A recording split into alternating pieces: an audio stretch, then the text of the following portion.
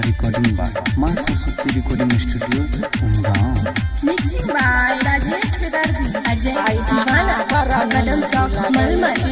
रानी लाल सारी में उगले जोरिया ए ना जेना लागे हमरा अंगना में, लागे हमरा अंगना में। हाँ उगले जोरिया ए ना जेना लागे हमरा अंगना में।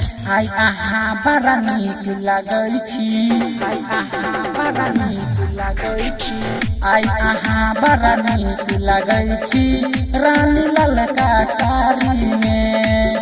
आई आहा बड़ा नीक लागै छी रानी ललका साड़ी में। उगलै जोरिया ए ना जेना लागै हमरा अंगना में, लागै हमरा अंगना में। हाँ उगलै जोरिया ए ना जेना लागै हमरा अंगना में।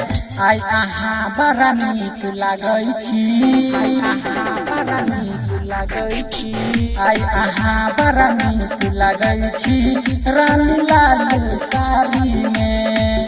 आई आहा बड़ा नीक लागै छी रानी लाल साड़ी में, रानी लाल साड़ी में,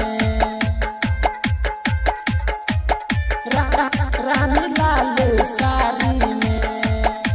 मिक्सिंग बाय राजेश बेदर्दी, आई आहा बड़ा नीक लागै छी अजय दीवाना, मलमल।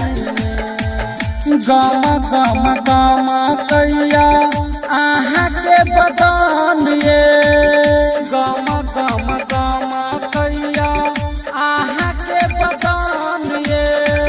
पाजा में धाके माजा ले पूरा मन ये, पाजा में धाके माजा ले पूरा मन ये। हाँ पाजा में धाके माजा ले पूरा मन ये, ले पूरा मन ये। हाँ लूटब माजा धई के पाजा चलू बंद के बारी में, चलू बंद के बारी में। हाँ लूटब माजा धई के पाजा चलू बंद के बारी में।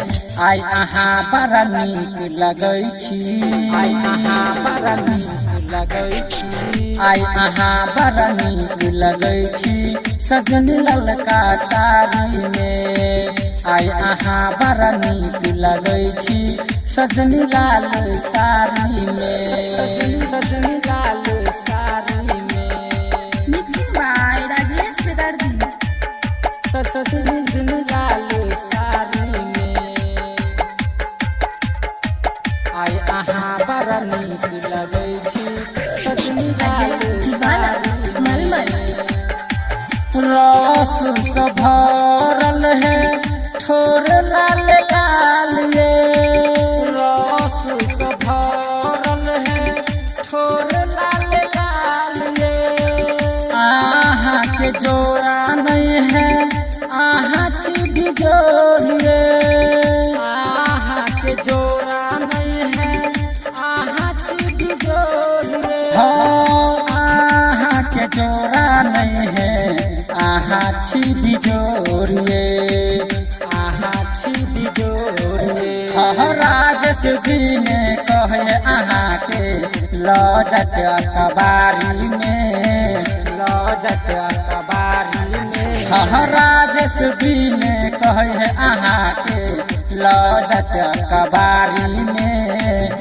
आई आहा बड़ा नीक लागै छी, आई आहा बड़ा नीक लागै छी, आई आहा बड़ा नीक लागै छी सजनी ललका साड़ी में।